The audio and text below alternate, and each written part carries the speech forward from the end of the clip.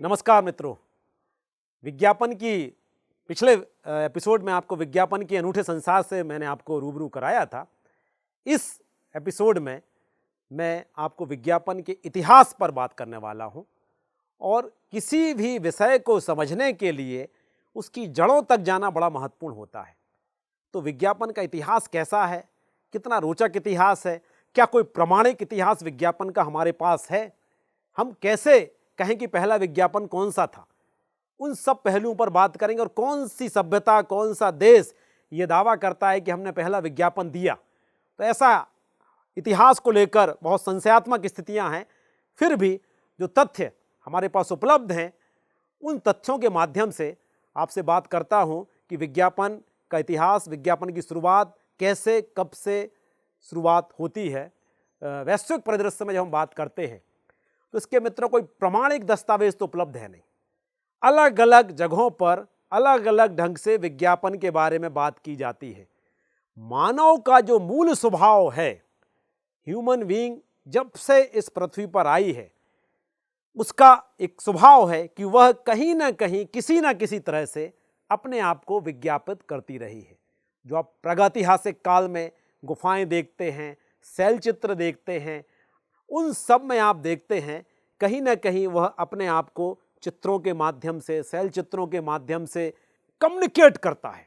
विज्ञापित तो नहीं करता, लेकिन स्वयं को कम्युनिकेट करता है कि हम इस पृथ्वी पर हैं और मैं अपना एक कुछ चिन्ह छोड़ के जा रहा हूं। और आज वो चिन्ह हमारे लिए अनेकों वर्षों बाद देखने के लिए मिलते, उन्हीं गुफाओं में हजारों वर्षों बाद भी संरक्षित हैं। ये इतिहास दिखाता है कि मनुष्य का जो मनोविज्ञान है वह ऐसा रहा है कि वह आदिकाल से चुपचाप नहीं बैठा है, किसी ना किसी रूप में अपने आप को कम्युनिकेट अवश्य किया है, उसने दिखाता रहा है। तो ये गुफाओं में, शैल चित्रों में, धार्मिक सूचनाओं में, राजाज्ञाओं में, सरकारी आदेश हों या शिलालेख हों, उन सभी में आपको विज्ञापन के स्वरूप अवश्य देखने मिलेंगे। वो वहाँ उत्कीर्ण हैं। आज भी कई पुराने शिलालेख आपको मिलेंगे, सम्राट अशोक के काल के, चंद्रगुप्त के काल के, अलग अलग राजाओं के कालखंड के।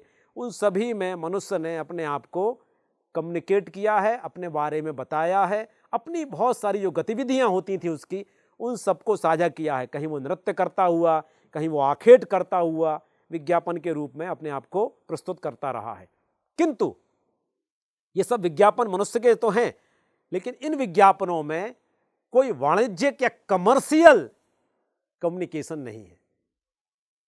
उसके बारे में सबसे पहला विज्ञापन जो पुरातत्वविदों ने खोजा है, उसके बारे में कहा जाता है मिस्र की सभ्यता। मिस्र की बड़ी प्राचीन सभ्यता है, आप जानते हैं मित्रों। मिस्र में करीब 3000 वर्ष पहले विज्ञापनों का प्रचलन था। तो मिस्र की सभ्यता में जो अभी तक खोजे गए इतिहास हैं, उसमें मिस्र की सभ्यता के बारे में जिक्र आता है। तो उसमें जो उत्कीर्ण किया गया है, तो कई ऐसे प्रमाण मिले हैं कि मिस्र ये दावा कर सकता है कि कमर्शियल लेवल पर सबसे पहले विज्ञापन देने का श्रेय उसी सभ्यता को या उसी देश को है, प्रमाणिक दस्तावेजों के आधार पर जो अभी इतिहासविदों को खोज में मिले हुए हैं। करीब 2500 वर्ष पहले विज्ञापन में मकान किराए का एक उल्लेख मिलता है। किराए पर मकान देना है, उसका एक उल्लेख 2500 साल पहले मिस्र में ही प्राप्त हुआ है। इसलिए मैंने आपसे कहा कि जब कमर्शियल विज्ञापन की बात आती है, उसका श्रेय मिस्र को जाता है, जिसका कुछ स्क्रिप्ट जो थी, आज हम जो विज्ञापन कॉपी बोलते हैं, उसका कुछ जो मजमून था वह इस प्रकार था। आगामी 1 जुलाई से ओरियो पिलिन हवेली में कई दुकानें भाड़े पर दी जाएंगी। दुकानों के ऊपर रहने कमरे हैं, दूसरी मंजिल के कमरे राजाओं के रहने के योग्य हैं, निजी मकानों के समान। ये स्क्रिप्ट पर मैं थोड़ा सा आपको रोकूंगा और आपको ये समझाने का प्रयास भी कर रहा हूं कि सबसे पहले जो विज्ञापन आया, जो उसमें मकान किराए पर देने की बात कही गई। और स्क्रिप्ट देखिए कितनी अच्छी है। स्क्रिप्ट में कहा गया कि राजाओं के रहने योग्य कमरे हैं। ये विज्ञापनों में कैसे ललचाया जाता है और लुभाया जाता है, उसका प्रारंभिक स्वरूप हमें मिस्र के इस विज्ञापन में दर्शनीय होता है, देखने को मिलता है। फिर एक अपनत्व जोड़ने के लिए क्या कहा गया कि ये जो मकान हैं राजाओं के योग्य भी हैं और आपके निजी मकान के समान है, आपको एक आपके होम की, आपके हाउस की फीलिंग देने वाले हैं। तो ये पहला विज्ञापन यूरोपियन हवेली का मिस्र में उल्लेख मिलता है। वहाँ से हम कमर्शियल विज्ञापन का इतिहास समझ सकते हैं, कैसी स्क्रिप्ट उस वक्त लिखी जाती रही होगी। बहुत बड़े संचार शास्त्री हैं एक रेमंड विलियम्स, आप सब ने उनका नाम सुना होगा। जो जनसंचार के विद्यार्थी हैं वो रेमंड विलियम्स की किताबें, उन्होंने जन माध्यमों के चरित्र पर खूब काम किया है। उन्होंने भी विज्ञापनों को लेकर अध्ययन किया है और रेमंड विलियम्स कहते हैं, उनकी पुस्तक में जिक्र है कि प्राचीन मिस्र के कारोबारी जनता के बीच मुनादी या चिल्लाकर तो रोम के निवासी दीवारों पर चित्रकारी करके विज्ञापन करते थे।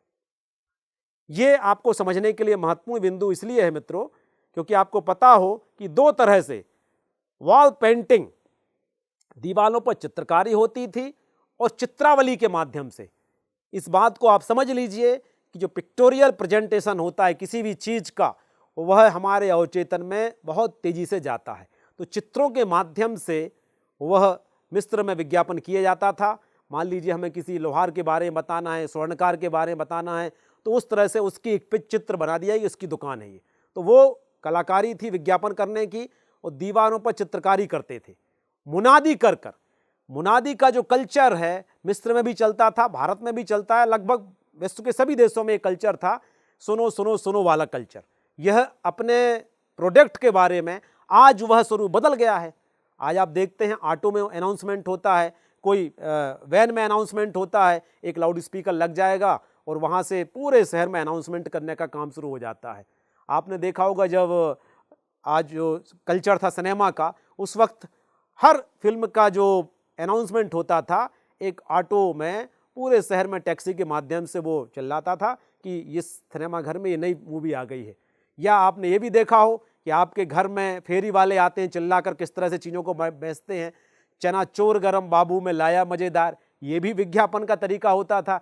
किस तरह से वो एक फेरी वाला निकलता है और चिल्लाता हुआ सब्जी वाला, ये सब मुनादी कर कर अपनी चीज़ों को कैसे बेचना है वह कानों में आप तक पड़ेगी। दुकानदार है, घर की कोई हाउसवाइफ है, वह बाहर सड़क तक निकलती थी, उस प्रोडक्ट को कैसे खरीदना है फिर भाव-ताव करती थी। तो ये परंपरा बहुत प्राचीन है, मैं आपको ये समझाने का प्रयास कर रहा हूँ। इजिप्ट के थीब्स में हुई खुदाई में पांडुलिपियों में बहुत अवशेष मिले हैं। इजिप्ट बहुत प्राचीन सभ्यता, मैंने आपको बताया था, वहाँ का एक बड़ा मशहूर शहर थीब्स रहा है। उसमें शैवाल से कागज़ तैयार किया गया। उस समय कागज़ का प्रचलन नहीं था, तो शैवाल से कागज़ तैयार किया गया।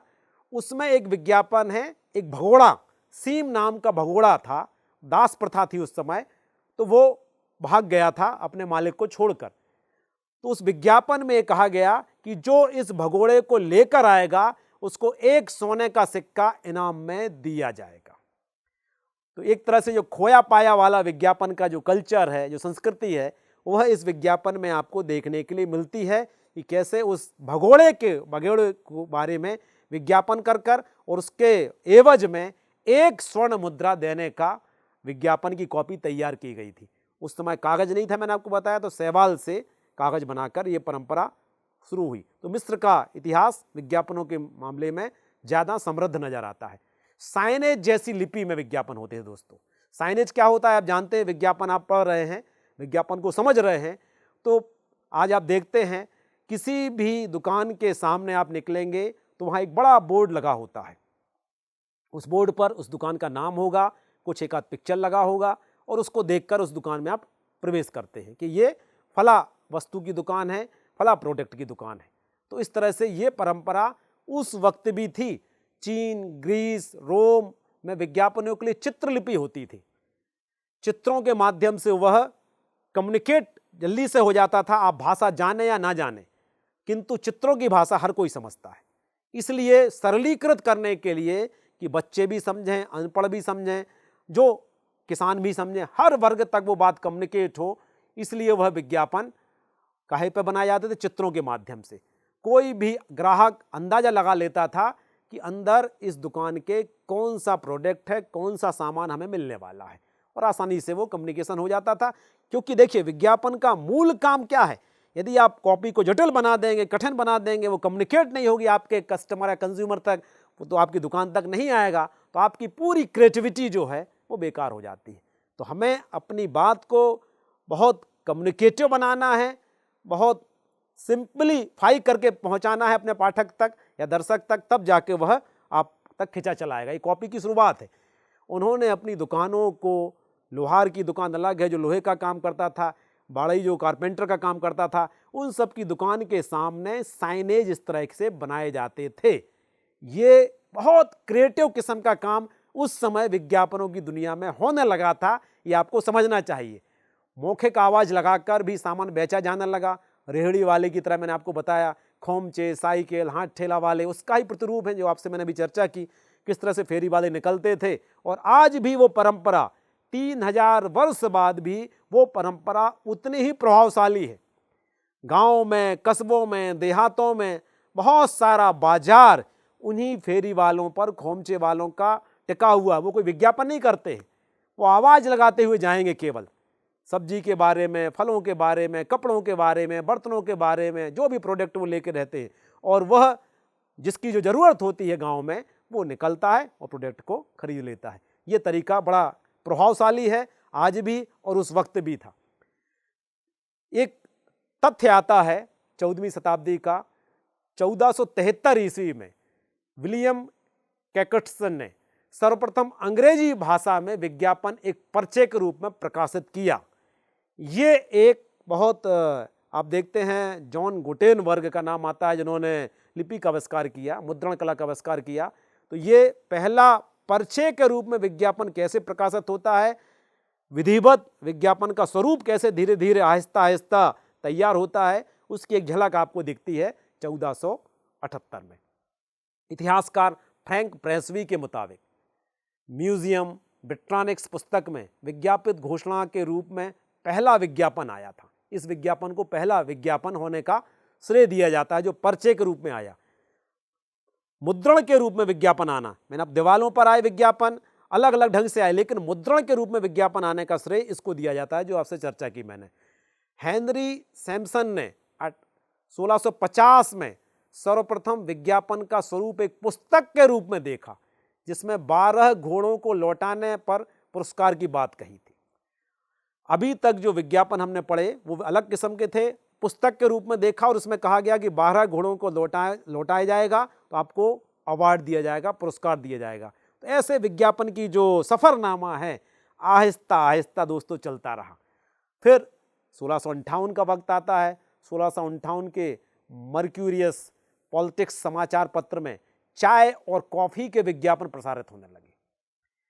चाय धीरे धीरे हमारे कल्चर में आ रही थी, कॉफ़ी का कल्चर आ रहा था हमारे समाज में, तो चाय और कॉफ़ी के विज्ञापन उस समाचार पत्र में प्रकाशित होने लगे। ये विज्ञापन का उदय काल है। कैसे कैसे विज्ञापन ने अपनी यात्रा आरंभ की, शुरू की, और कैसे वो शिलालेख गुफाओं से होते हुए कागज़ पर आया, ये बड़ी रोचक सी दास्तान है।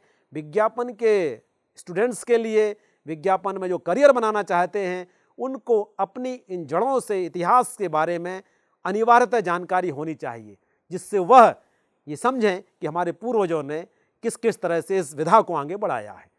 ब्रिटेन से पत्र प्रकाशित होने वाले समाचार पत्रों में विज्ञापन की ऐतिहासिक पृष्ठभूमि के प्रथम प्रमाण मिलते हैं। ब्रिटेन में प्रकाशित हुए अखबार से, ब्रिटेन का क्योंकि उस समय बड़ा वर्चस्व था एजुकेशन के मामले में और हर चीज़ में, ब्रिटेन आगे बढ़ रहा था जागरूकता के मामले में। इसमें एक शुरुआत हुई वाइन के विज्ञापन, चाय, कॉफ़ी, चॉकलेट, खरीद बिक्री, मेडिकल, सौंदर्य प्रसाधन। ये देखिए आप, अलग अलग विधाओं के एक कैटेगरीज हो रहे, क्लासिफाइड हो रहे हैं पुस्तक में। चाय, कॉफ़ी, चॉकलेट, खरीद बिक्री, अलग अलग सौंदर्य प्रसाधन, आवश्यकता है।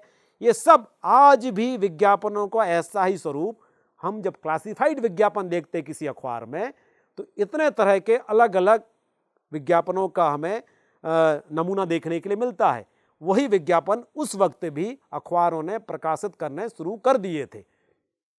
फिर अपन आगे बढ़ते हैं मित्रों, तो इंग्लैंड के साथ अमेरिका में भी विज्ञापन के स्पष्ट साक्ष्य मिलते हैं। डॉक्टर बेंजामिन फ्रैंकलिन एक बड़ा नाम है विज्ञापन की दुनिया में। इस नाम को आपको रेखांकित करना जरूरी है, ये आपके मेमोरी में भी जाना जरूरी है कि जब विज्ञापन के फादर ऑफ एडवर्टाइजमेंट की बात आती है, विज्ञापन का पितामह कौन था? विज्ञापन के वैसे पितामह का तो नहीं है, लेकिन विधिवत तौर पर जब विज्ञापन विधा अस्तित्व में आती है तो विज्ञापन के पितामह होने का गौरव मिलता है बेंजामिन फ्रैंकलिन को। तो ये नाम इतिहास में उल्लेखित है। और जिन्होंने पेनिसिलिविया गजट नामक अखबार निकाला, यह अमेरिका का सर्वाधिक प्रसार संख्या वाला अखबार था। ये अखबार निकालते हैं और अमेरिका का पहला विज्ञापन 8 मई 1704 को बोस्टन न्यूज़लेटर में प्रकाशित होता है। तो ये विज्ञापन की शुरुआत होती है, अखबारों तक आता है विज्ञापन, इंग्लैंड से, मिस्र से होते हुए फिर वो अमेरिका पहुंचा। 1814 में वाल्टी पामर ने विज्ञापन के लिए स्थान बेचने की परंपरा, स्थान बेचने की, आप देखिए अखबार में जिस तरह से अपन जमीन के प्लॉट सेल करते हैं उसी तरह अखबार में भी स्थान सेल होता है। हर एक स्थान का अलग अलग मूल्य होता है। या पहले पेज पर विज्ञापन देंगे उसका मूल्य सर्वाधिक होता है, प्रीमियम रेट लगते हैं, अंदर के पेजों पर कम रेट लगते हैं। जैसे अपन प्लॉटिंग करते हैं ना, उसी तरह से आप देखिए पीछे वाला प्लॉट की कीमत कम हो जाती है, फ्रंट के प्लॉट की कीमत ज़्यादा होती है। मैं आपको बहुत सरल तरीके से समझाने का प्रयास कर रहा हूँ।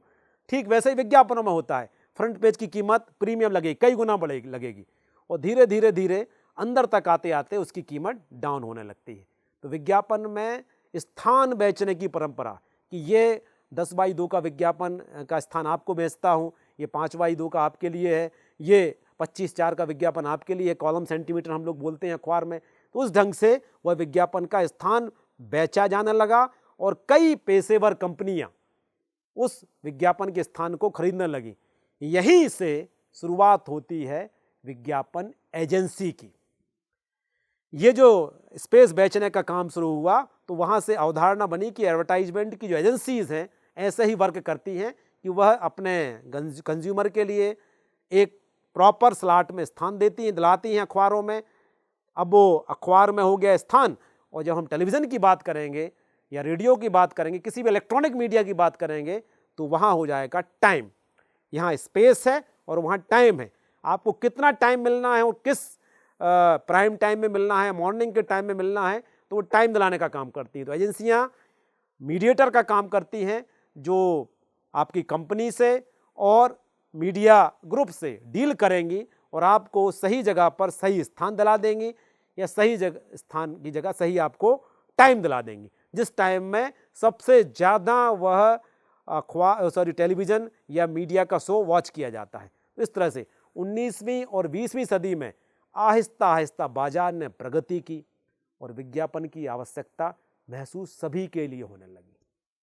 धीरे धीरे धीरे ये विज्ञापन जैसे जैसे डेवलप होता है और हर कोई ये समझ लेता है कि यदि हमें इस बाजार में रहना है और बाजार में अपने अस्तित्व को बनाना है, मार्केट का जो इस तरह से बूम आया है, कंपटीशन हो रहा है अखबारों के बीच में, प्रोडक्ट्स के बीच में अलग अलग, तो उसके बीच में यदि हमें रहना है तो हमारे लिए विज्ञापन सबसे बड़ी ज़रूरत है। मार्केट आपका तभी चल पाएगा, प्रोडक्ट आपका तभी चल पाएगा जब वो लोगों के बीच जाएगा। तो विज्ञापन के माध्यम से हम अपने प्रोडक्ट की खूबियों के बारे में बताते हैं, उनकी विशेषताओं से लोगों को रूबरू कराते हैं और ये भी बताने का प्रयास करते हैं कि इसकी ज़रूरत आपके लिए क्यों है। तब जाके वह बाज़ार में हलचल शुरू होती है, बड़े बड़े मॉल्स में फुटफॉल होता है, लोगों की आवक शुरू होती है, फिर वह विज्ञापन आपका अस्तित्व में आता है, वह प्रोडक्ट आपका बाज़ार में अपना स्थान बना पाता है। तो इस इतिहास के माध्यम से, वैश्विक इतिहास के माध्यम से हमने चरणबद्ध तरीके से जानने का प्रयास किया है कि विज्ञापन किस तरह से शुरुआत हुई और धीरे धीरे धीरे उस विज्ञापन की जो विधा है विकसित हुई, कैसे उसमें क्रिएटिविटी का पुट डाला गया, अलग अलग लोगों ने उसमें और अपना क्या योगदान दिया, कौन उसके भीष्म पितामह थे, इंग्लैंड के बाद अमेरिका में कैसे विज्ञापन आया, कैसे अखबारों तक विज्ञापन आया और कैसे एजेंसियों की शुरुआत होती है, कैसे स्थान देने का काम शुरू होता है। तो ये आपको जो इतिहास को लेकर एक रोचक इतिहास है विज्ञापन का, इसको जानकर आप अपनी वास्तविक विधा के बारे में, उसके अतीत के बारे में बहुत बारीकी से चीज़ों को समझ पाए होंगे। बहुत तथ्य नहीं है, लेकिन जितने तथ्य में उपलब्ध हैं उन सब के बारे में जो उल्लेखित इतिहास में उन सब के बारे में आपको बताने का प्रयास किया है। यह व्याख्यान आपको अवश्य ही इतिहास परख विज्ञापन के बारे में बहुत ज्ञानवर्धक रहेगा, ऐसी मुझे उम्मीद है। बहुत बहुत धन्यवाद।